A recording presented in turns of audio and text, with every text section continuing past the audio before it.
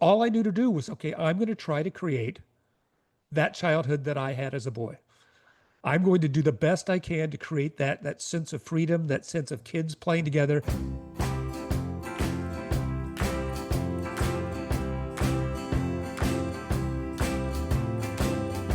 Hi, this is Rusty Keeler, and you're listening to the Play Nature Podcast, where we talk about play, nature, playing in nature, and the nature of play. I'm glad you're here. Let's have a listen. All right. Well, I'm glad you're here, and I am excited for you to hear this conversation with Teacher Tom Hobson.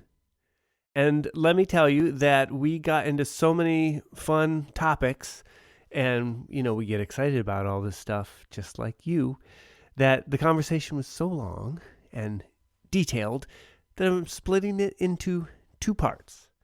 We'll have 2 episodes with Teacher Tom Hobson, plus the slideshow, which is a real treat because we look at some of the amazing scenes and sights and experiences in his junk playground at his school in Seattle. So lots to look forward to.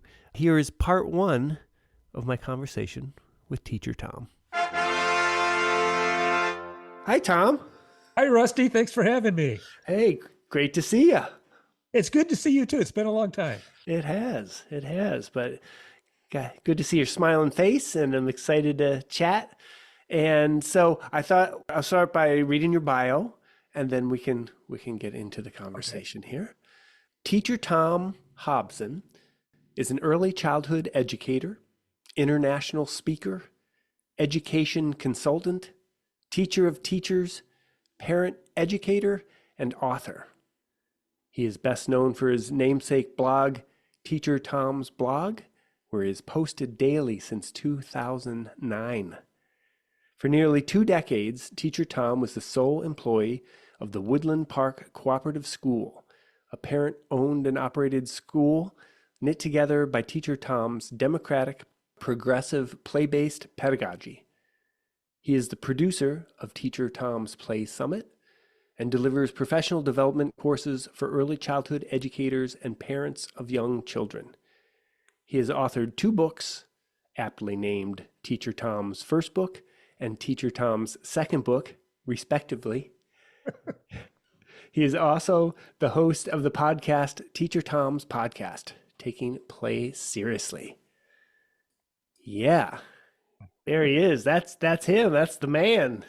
Oh, God, I sometimes regret titling the books that Teacher Tom's First Book and Teacher Tom's Second Book, because there was recently, I was so proud, there was somebody, had me they wrote about me in their dissertation. They used quotes from my books. Yes. Right in their dissertation. And then you go through the index and it just says Teacher Tom's First Book as the citation. It didn't sound academic at all. Well, you balance it. You have, you're steeped in, the real knowledge, the academic world of like, okay, you can talk about why play is important and all that from that.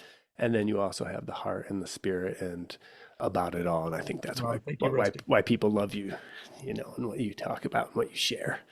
Right. Yeah. The first time I heard about you was when I was doing an Australian speaking tour, and I was just coming off the heels of you doing an Australian speaking tour with the same folks. So I was.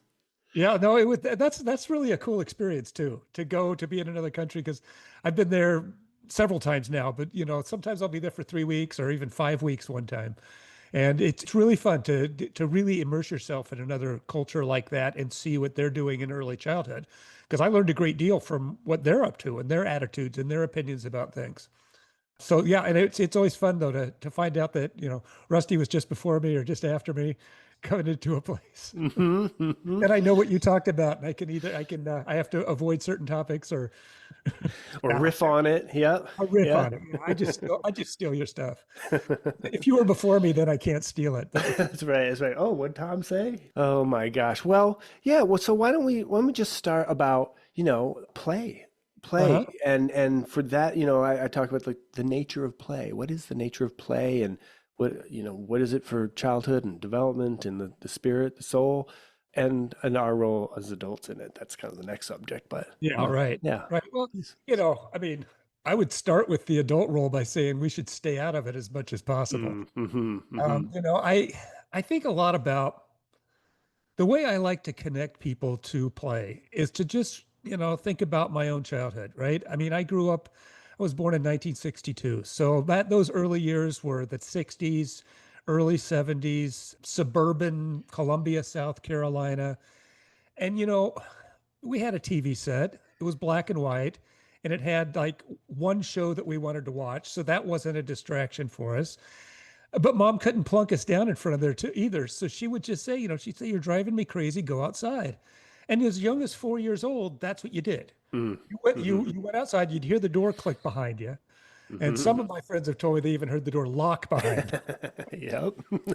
You'd go outside, and the first thing you'd do is, you'd be out there on the front of your house, right out there on the street, and you'd start looking for other kids.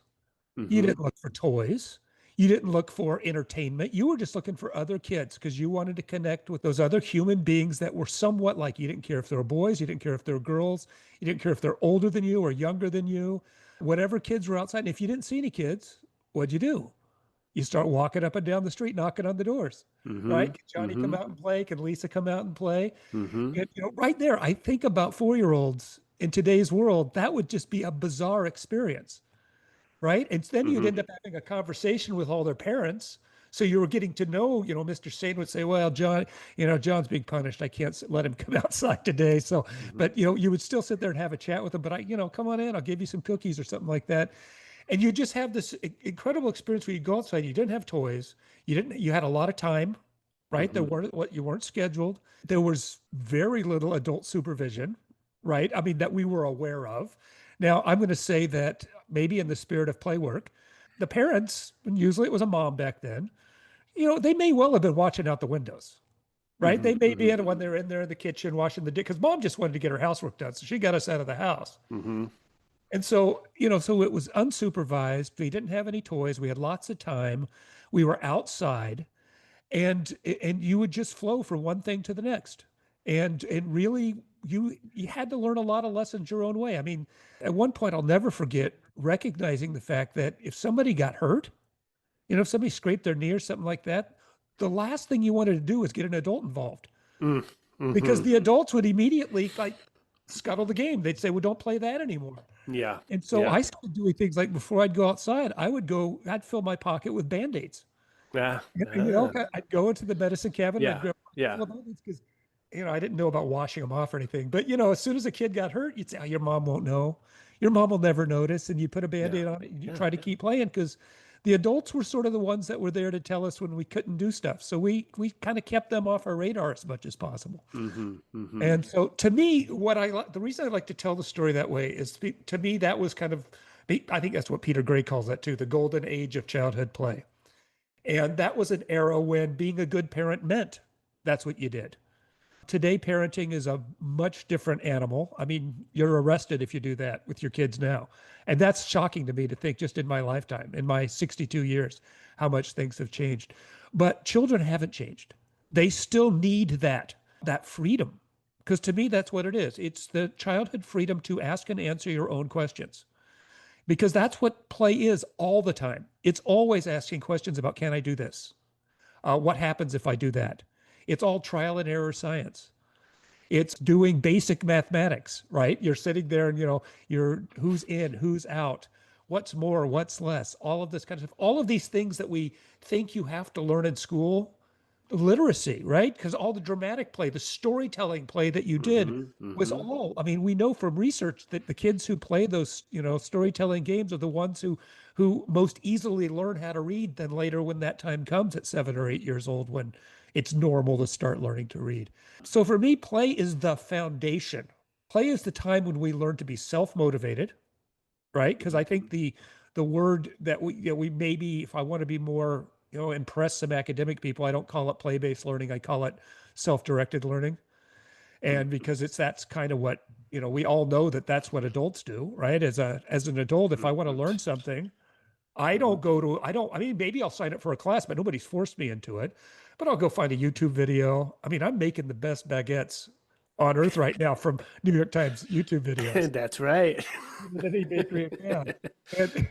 And, I could have gone to culinary school for, 4 or 5 years and done the same thing. So anyway, that's my point. The self-directed learning. I Yeah. think we self-motivated through that foundation of play. We learn to work well with others. Like I said, the first thing you do is look for other kids. Hmm. And part of that is the conflict. Part of that is the bickering. Part of that is the negotiating and figuring things out.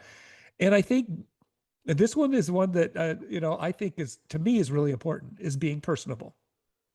Hmm. Because those are the traits of successful people in life. And I'm not talking about financially successful. Mm-hmm.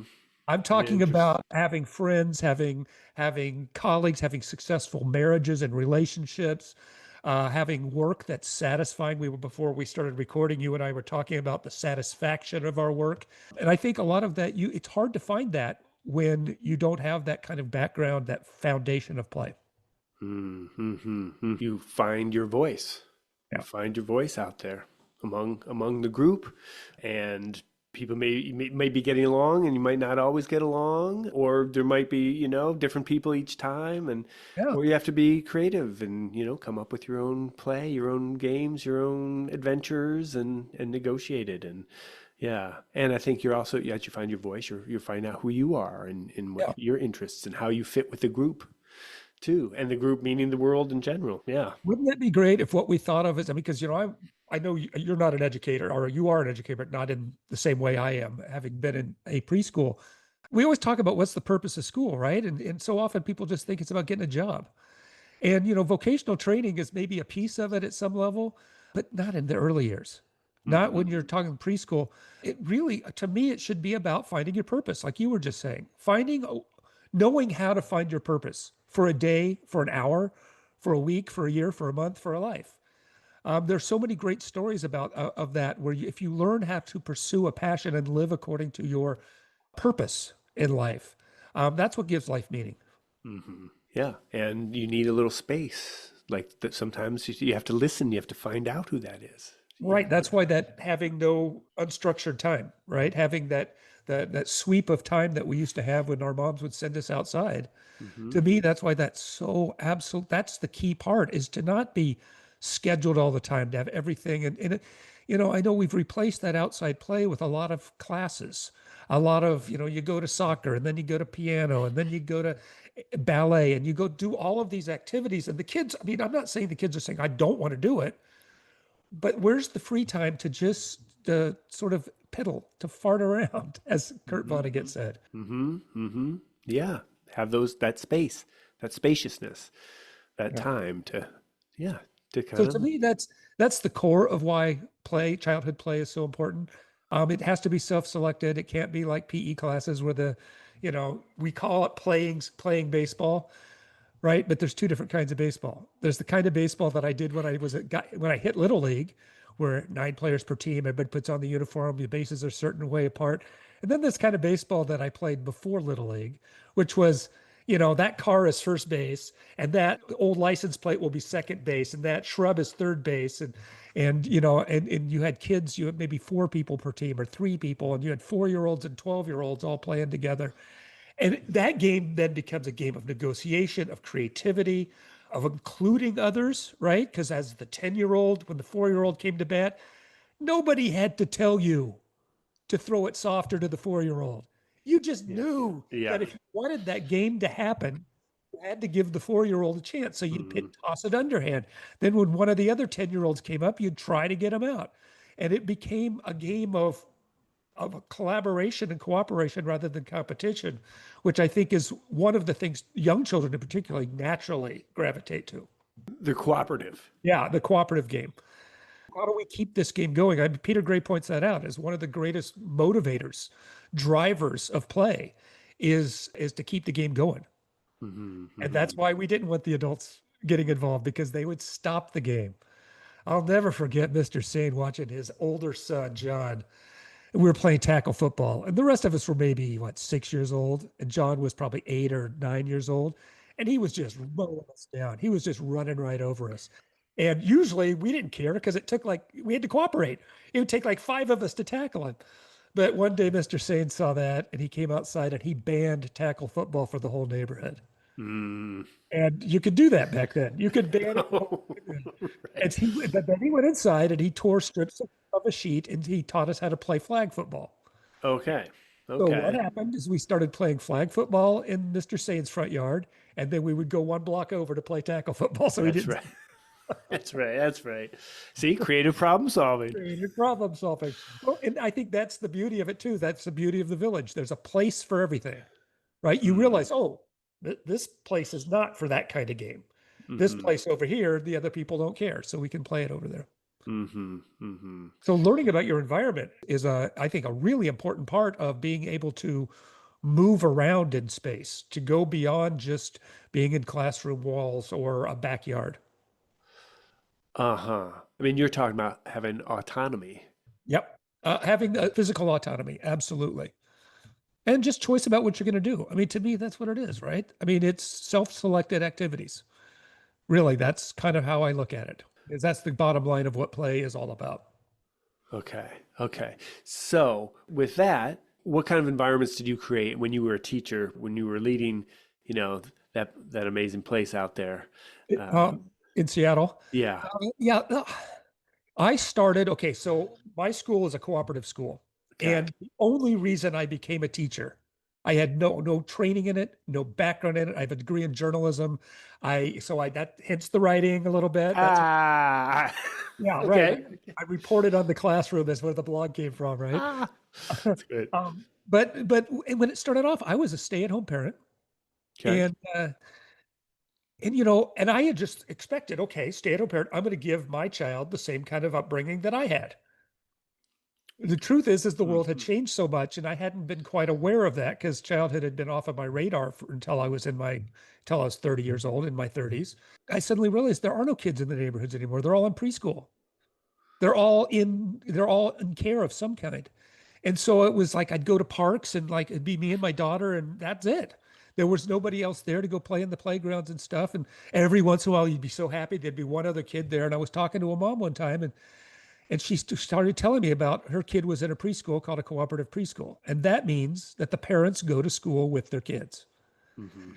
And Mhm. so suddenly then my wife and my mother-in-law and my mother, those three most powerful women in my life, who did not want me to enroll her in a preschool because she had a stay-at-home parent, they allowed me to enroll her in co-op if I went with her. That's right. And Okay. so and so I was like, all right, and who cares? That was fun. I mean, Right.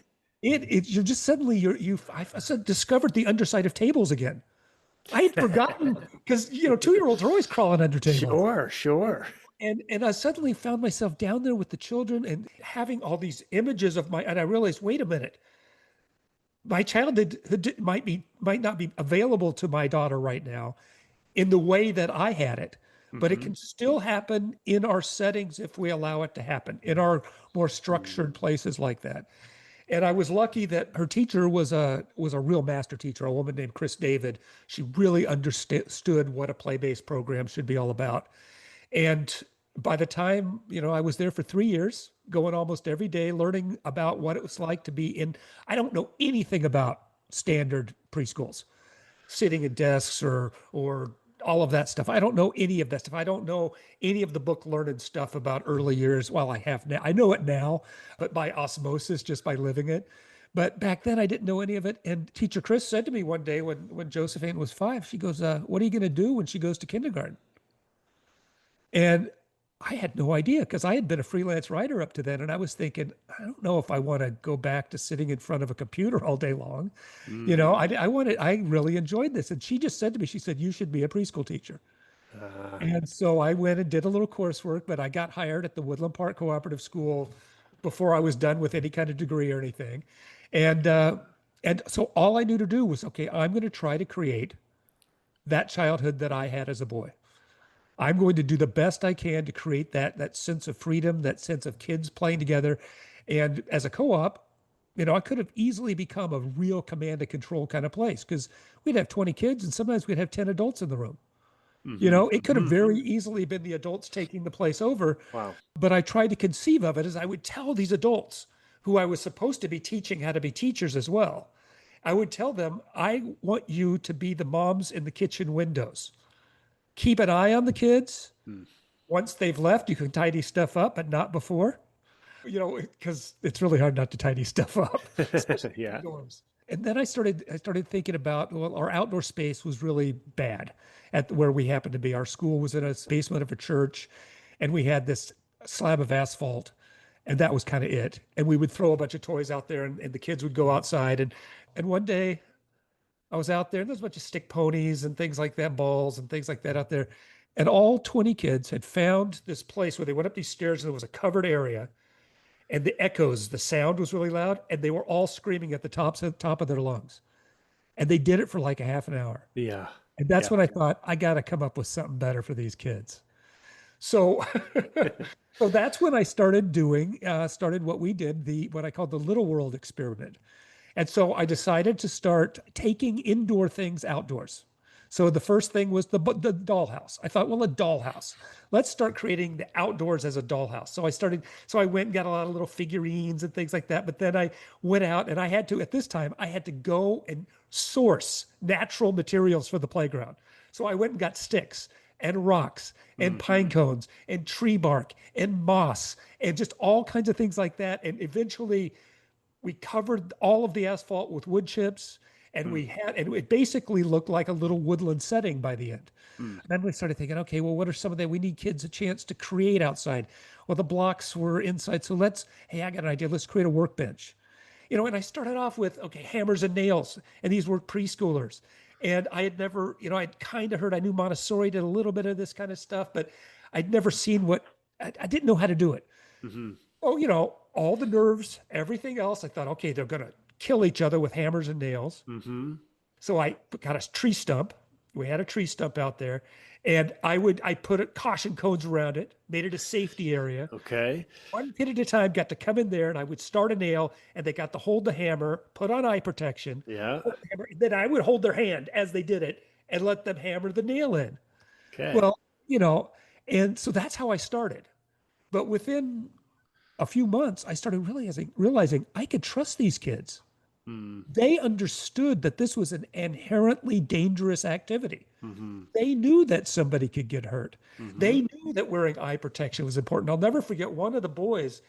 He kept coming over where we were hammering with that, and he wouldn't put on the eye protection. I said, well, I can't let you be here without the eye protection because, you don't want to go blind. And he was like, I don't want to. I don't want to. And this other boy who was hammering, his father was a contractor. So he kind of knew a little bit what he was doing.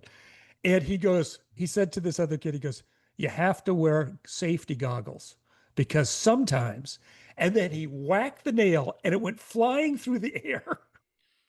He said, sometimes they take off like rockets. Yep. That other kid put on safety goggles after that. Yeah. Yeah. And so then we graduated to saws and drills and even some power tools. We had power drills. We were using the vibration sanders and things like that. And so we had a little workshop area. Then we needed a digging area. We realized that kids needed a chance to change their landscape and their environment. So we created a small little, but we called it a full body sand pit because all they had before was like a sensory table where they stood and they just had to dig with their hands, right? It was not, they couldn't get their bodies in there and do the whole thing. Then we realized there was nothing growing out there. So we commandeered a section and we created a little garden, just a planter garden kind of thing. And then we got to move to our new space. And that's the one that, that you're probably most familiar with. Uh-huh. We moved to the Fremont Baptist Church. We got there in their side yard there, and Pastor Gay was there, and she goes, you can have the side yard, but you can't do it. She goes, my congregation's a little concerned about the kind of junkyard playground that it seems like you want to create. And then we negotiated with her, and we realized that the secret was to build a high fence. Nothing behind that fence, nothing to look at. People couldn't see it from the street. It's a beautiful fence. Yeah. The congregation could still see it from inside the church. And she said that they would stand in there every Sunday. They'd look out there, and we weren't there. They'd say, "How do they play out there? There are no toys out there. There's no slides. There's no merry-go-rounds." And then I started Mm-hmm. finding about the anarchy zone and places like that that got me inspired. And we Mm-hmm. started realizing that, we could have our workshop area, our workbench where the kids could saw and hammer and do stuff. We could have an area where art, messy art. I mean, outdoors, once you go outdoors, there's nobody worrying about paint on the walls. Yeah. Once you're outside, it's like paint can get everywhere. It doesn't matter. Hose the kids down at the end. Skin is Yeah. washable, right? That's right. And then we went from that the full body sand pit became like half the playground. We had 3 dump truck Nice. loads brought in. Yes. One of the boys was there, and he heard our plans. He goes, no, I think we should have a 2-level sand pit. So there was an upper level, and then there was like this concrete slope built there to like for erosion control. There was a lower level, and we did the sand pit that went from the top to the bottom. We put Yeah. a iron pump at the top, so that, because we knew that they could pump water, and then they could dig these rivers that would just Oh flow. man. Oh, Yeah. so, Yeah. we learned a lot about erosion. Um, Yep. and this Yep. was the beauty about being a co-op, is that so all our sand is at the top of the hill, and it's eroding down the hill like that. And I kept trying to come up with all kinds of contraptions that we could build that would encourage the kids to bring the sand back to the top. And we had Uh-huh. wheelbarrows and all this kind of stuff. But and sometimes they would take it on for a while. But I don't like to boss kids around, right? I like to let them play. Yeah. And so what we would do is 3 times a year, we would have a parent work party, There we cooperative. go. Yep. Come on, parents. The main job was to get the shovels and the wheelbarrows, and you had to haul the sand back to the top of the hill. And it was such a great community building activity Yeah. because the Yeah. parents that were out there, they were taking part in creating this playground for themselves, Yeah. and seeing what, and they would then have their own ideas about what Mm. we could do. I never forget one parent goes, this is a great space, but there's no flat places out here. There's no place to there's nothing flat. There's no place to ride a trike or anything like that. And we never created the trike, but we built a stage. He said got a bunch of the other dads together, and they built a stage for us in one corner of the Yeah. playground. Yeah. And it was cool because he brought his he was another contractor, and he brought a jackhammer. Ooh. And so the kids got to watch him jackhammer out part of their playground. And that was a blast. And that's I learned about this is when we're doing this stuff, is I always made sure we tried to do as much of it as possible, not on the weekends, but while the kids were there. Oh yeah. Yeah. So Yeah. so Yeah. when the dump truck came, we were Definitely. all there watching the guy, and For sure. Yeah. dumping all that sand, and them telling the dump truck driver where to put the sand, more over here, more over there. So we Ah, ended up with that full space, and the only traditional playground equipment we kept were the swings. right. They Right. had 2 really old swings, the kind with the straps. They had a trapeze bar was on this swing set, which I don't think they let you do anymore, Yeah. because it was right at the forehead level. It Oh was yeah. There you go. Yeah. metal. Uh, but we still, Yep. it's still there. I know it's still on the playground, so I'm not worried about that. Then there was one end of the swing set where we could hang like a tire, or we actually hung a shipping pallet there for a while as a swing. Just kind of whatever the kids came up with for a swing, we'd hang it up there for a while and let them swing on it. Get that movement in there. Yeah. Exactly. And Yeah. then as time went on, it's one of the sorry, I'm just rambling here. You could stop me at any time if you want. No, never. But this is the stories to me are so that's what makes it special to me is how it came together because the parents got into it, right? And so the parents suddenly they realized anytime they were cleaning out a basement or a cellar or an attic and they found something, like one mom, she found all her old swimming trophies, her honorable mention and Oh, participation trophies from when she was a girl on this, yeah. that she was going to throw them out. But those were the best thing on the playground. We just threw them out there on the playground, and suddenly Oh my the gosh. kids got Yes. a billion things to do with these. Yeah. Yeah. Another dad, he was a hobbyist, a motorcycle hobbyist, and he had this old box of old motorcycle rear view mirrors that Oh, he was just going to throw yeah. out. Well, not only are they Treasures. Treasures. treasures, brilliant treasures, and not only that, but they're shatterproof glass.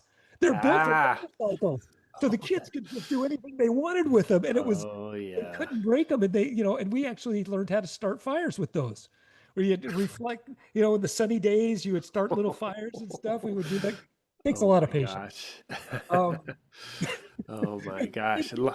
no kid ever succeeded at doing it Yeah, by yeah, yeah. Yeah, no, that would you'd have to spend a lot of time, but a lot of it is it. possible, kids. And with the magnifying glasses, same thing. As we got the magnifiers out, and we could get smoke going every once in a while. Yeah. But Yeah. you told me you've been in Australia. It's those kids down there. A lot of those schools that I've been to, they actually teach the children how to make fires. Oh, yeah. They have Yeah. fire pits in a lot of the schools. I mean, it's part of the curriculum a lot of times. I'll never forget going to Mm. one of the schools in Manly, I think it was in Queensland. And the kid said to me, he's 5 years old. He said, "I'm going to make a fire. You want to watch?" And I'm like, I looked for the teacher. The teacher's like, "Yeah, go with him."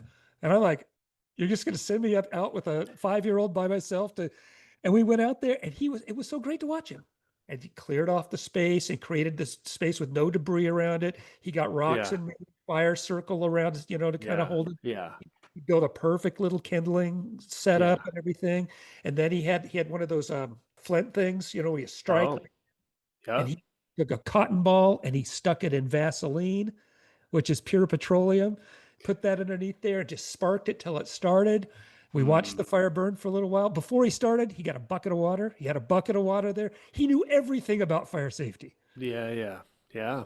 And we Yeah. can't do that in the States. But anyway, that was one thing I could never convince the parents to allow me to do at our preschool was have a regular fire on the Mm. playground. Mm. So what we would do is 2 or 3 times a year, we would close the school for a day, and we would all meet at a fire pit at a local park, Mm. and we would all bring things we wanted to burn.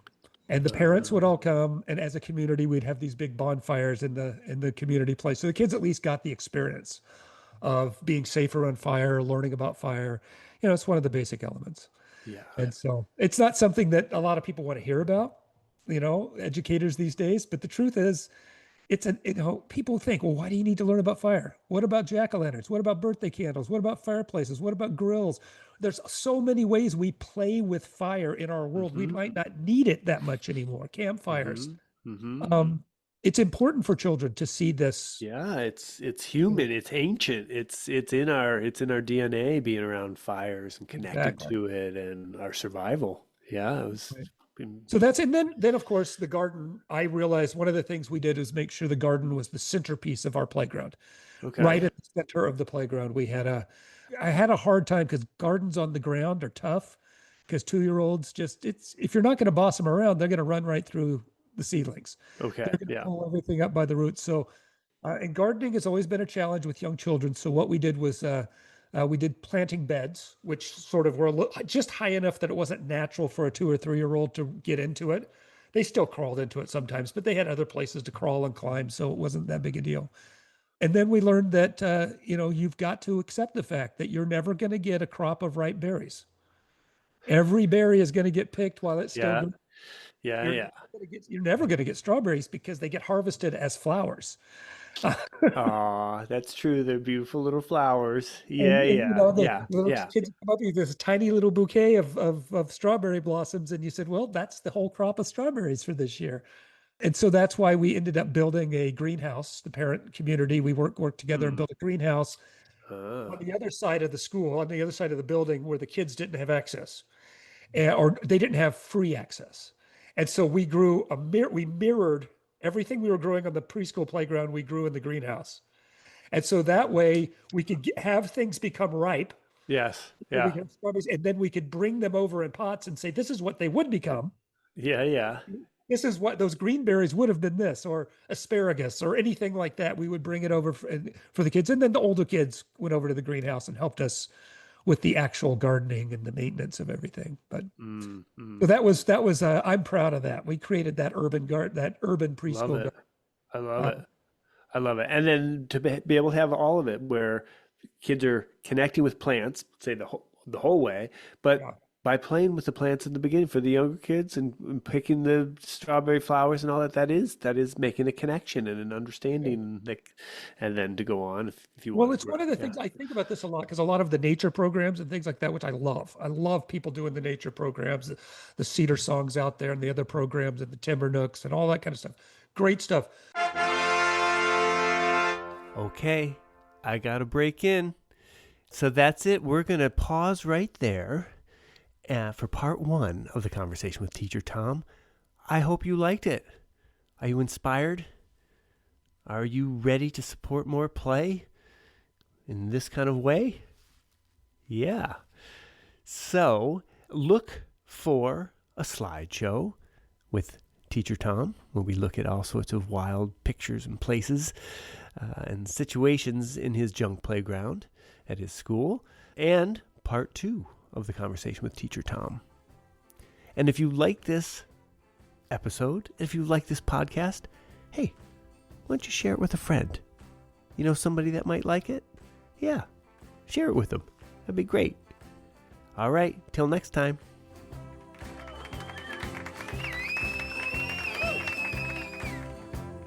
All right, thanks for listening.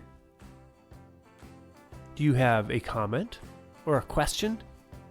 Email me at playnaturepodcast@gmail.com. You know I like talking about this stuff.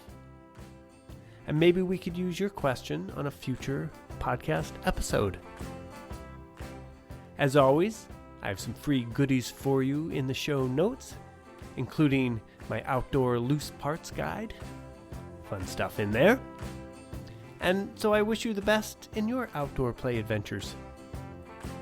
And when it comes to adding nature to your yard, or loose parts, or saying yes to risky play, my favorite motto is dream big, start small, and never stop. Oh yeah. Woo, woo, woo, woo. Let's do it. All right. Have fun out there.